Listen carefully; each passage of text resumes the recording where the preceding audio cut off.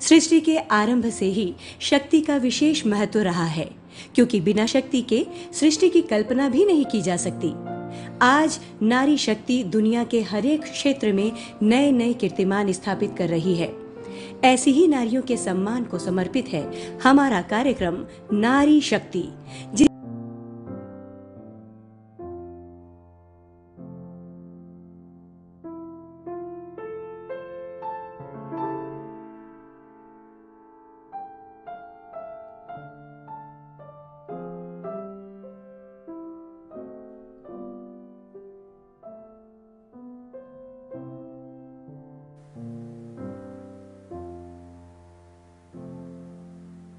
या देवी सर्वभूतेषु शक्तिरूपेण संस्थिता नमस्तस्यै नमस्तस्यै नमस्तस्यै नमो नमः। दोस्तों, जैसा कि हम जानते हैं कि आज की नारी किसी भी मामले में पुरुषों से कभी भी कम नहीं है, बराबरी से हर जगह पे काम कर रही है, बल्कि हम ये कह सकते हैं कि किसी किसी फील्ड में वो पुरुषों से भी आगे है। नमस्कार दोस्तों, मैं हूं विनायक झा और स्वागत करता हूं आपका जबाली न्यूज के एक ऐसे कार्यक्रम में जिसका नाम है नारी शक्ति। इस प्रोग्राम में हम शहर की उन महिलाओं के बारे में आपको बताएंगे जिन्होंने अपने अलग अलग प्रोफेशन में एक अलग मकाम हासिल किया है, सफलता की ऊंचाइयों को छुआ है। और इसी कड़ी में आज हम आए हैं, एक बहुत ही मशहूर कैफे है जबलपुर का। अगर आप चाय पीने के शौकीन हैं अलग अलग तरह के, वो भी कैफेज में, चूंकि जबलपुर में कई कैफेज खुल चुके हैं चाय के, लेकिन चाय सुट्टा बार का एक अलग अपना स्थान है। आइए मिलवाते हैं हम आपको चाय सुट्टा बार की जो ओनर हैं जूही अग्रवाल जी से। Thank you so much and thank you Jabali news कि आप एक ऐसा प्रोग्राम कर रहे हैं जो कि नारियों को, विमेन्स, लेडीज, गर्ल्स पे फोकस्ड है और मुझे लगता है एक बहुत अच्छा इनिशिएटिव है। जन्म मेरा भोपाल में हुआ है, बट मैं हूँ जबलपुर की। स्कूलिंग मेरी सारी जबलपुर से हुई। देन हायर स्टडीज के लिए मैं इंदौर गई। आप सबने देवी अहिल्या विश्वविद्यालय DAVV का नाम सुना होगा, वहाँ से मैंने मास कॉम किया। उसके बाद हायर स्टडीज के लिए आई वेंट टू पुणे, वहाँ से मैंने पब्लिक रिलेशंस में आगे पढ़ाई की। उसके बाद कुछ समय मैं बॉम्बे में थी एंड देन वापस अपने शहर आई और ये था मेरा शुरुआती सफर। मुझे जैसा कि पता चला आपके बारे में कि आप काफी यंग एज से काम कर रही हैं, मतलब 18 साल की उम्र से आप काम कर रही हैं। तो ये जो चाय सुट्टा बार है, ये कैफे ओपन करने का कैसे कॉन्सेप्ट आपके दिमाग में आया? एक्चुअली मैं बताऊं, मैं बैक बेंचर हूँ। मतलब मैं बहुत पढ़ाई लिखाई में बहुत स्टूडियस नहीं हुआ करती थी, तो हमेशा से एक प्रेशर था कि कुछ करना है। मतलब पेरेंट्स काफी सपोर्टिव थे, बट उनको भी पता था कि भाई बच्ची पढ़ने में तो अच्छी है नहीं, तो कुछ और करना चाहिए। तो उन्होंने मुझे काफी सारी चीजें, एक्स्ट्रा करिकुलर एक्टिविटीज, मैं भरतनाट्यम में ट्रेंड हूँ 11 साल, तो बहुत कुछ कराया ताकि मैं जीवन में कुछ तो आगे किसी मुकाम पे पहुंच पाऊँ। तो बहुत कम उम्र से ये एक सपना था कि कुछ करना है, कुछ करना है। ऑब्वियसली अगर पढ़ाई में अच्छे नहीं थे तो बहुत IIM या डॉक्टर या इंजीनियर के सपने नहीं देखे। तो इस तरह से ये हुआ कि हम कुछ अपना करने की इच्छा जागी। मैं बॉम्बे में थी, हालांकि कुछ समय मैंने जॉब किया, 2-3 महीने प्लेसमेंट हुआ, पर मुझे रियलाइज हुआ कि मैं किसी के अंडर काम करने में या एक 9 to 5 जॉब के लिए बहुत सूटेबल नहीं हूँ। तो मैं वापस अपने शहर आई और फिर यहाँ आकर मैंने शुरुआती दिनों में इवेंट्स का काम किया। मैं 18 ईयर्स की एज से काम कर रही हूँ। जैसे मैंने बताया कि मैं मास कॉम स्टूडेंट हूँ, तो 18 ईयर्स की एज से इंदौर में I used to do events, I used to do show, और आई थिंक कुछ 100 इवेंट्स मैंने एंकर किए हैं और आई थिंक 250 से 300 शादियां, वेडिंग्स मैंने मैनेज किए हैं कम्प्लीटली। तो शुरुआत तो ऐसे हुई थी। फिर क्योंकि हम वेडिंग प्रोफेशन में थे तो खाने की उसमें बड़ी इंपॉर्टेंस होती है। हाँ, तो सपना ये था कि कुछ केटरिंग करें या कोई रेस्टोरेंट करें, इस तरह से हम सोच रहे थे।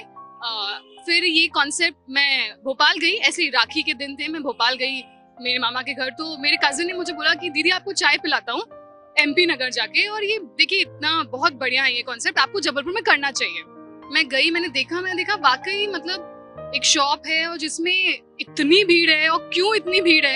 एंड देन चाय टेस्ट की कुल्हड़ में, तो मतलब मैं चाय लवर हूँ तो मजा ही आ गया। मतलब हाँ, मैं कहा ये बहुत ही चीज है, वाकई करना चाहिए अपने शहर में। और फिर मैंने खोज शुरू की कि मैं कैसे कांटेक्ट करूं इन लोगों को। ये इंदौर के हैं जो ओनर्स हैं, हमारे तीनों जो ब्रांड ओनर्स हैं।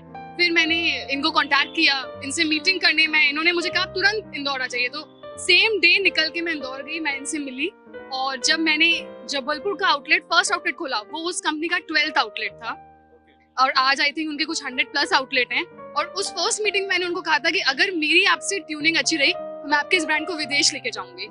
और 1 साल में ही हमने अपना पहला स्टेप विदेश में रख दिया था।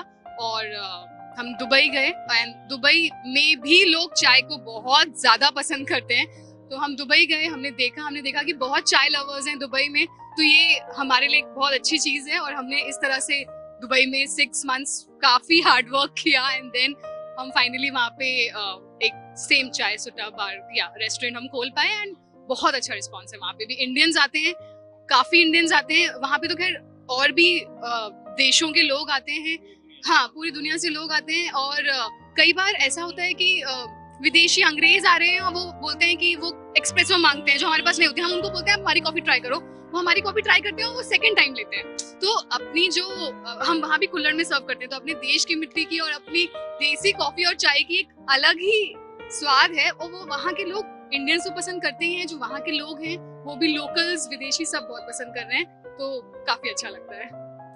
लॉकडाउन में हमने सुना था कि आप लोगों ने काफी लोगों की सेवाएं की, फूड पार्सल सप्लाई किए, उसके बारे में थोड़ा सा।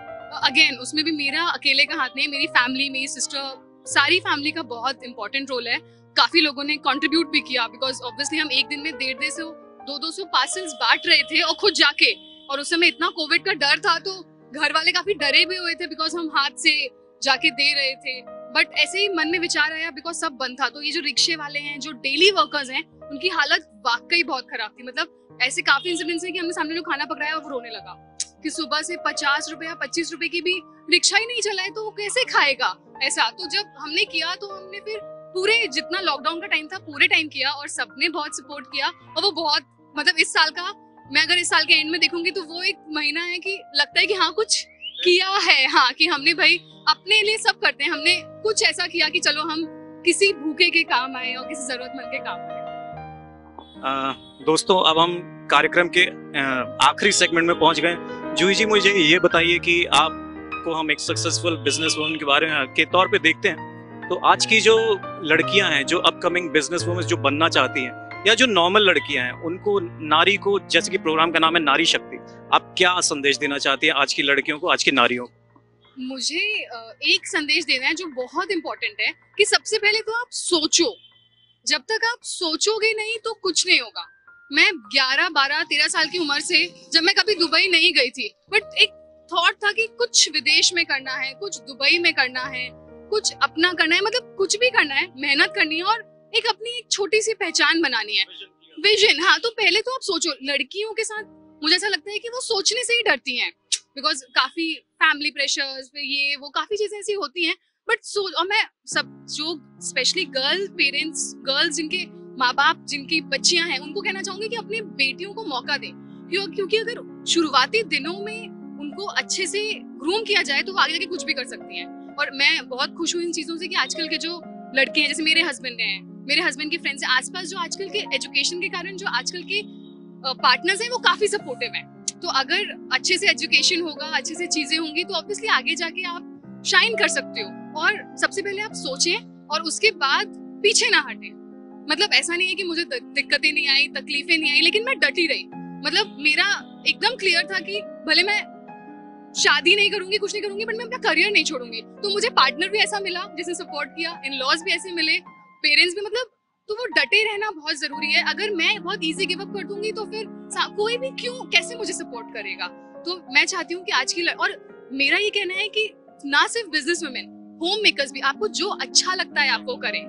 जरूरी नहीं है कि आप बाहर जाके काम करें तो ही, अगर आप घर संभालने में बहुत अच्छी हैं तो आप वही अच्छे से करें। आपका जो वो भी पैशन बन सकता है, आपका जो मन है, जो आप करना चाहती हैं आप वो करें, तो आप उसमें अच्छा ही करेंगे और आप फिर उससे कभी बोर नहीं होंगे। चाहे वो घर संभालना हो, चाहे वो बिजनेस संभालना हो, या चाहे वो दुनिया का कोई भी काम हो।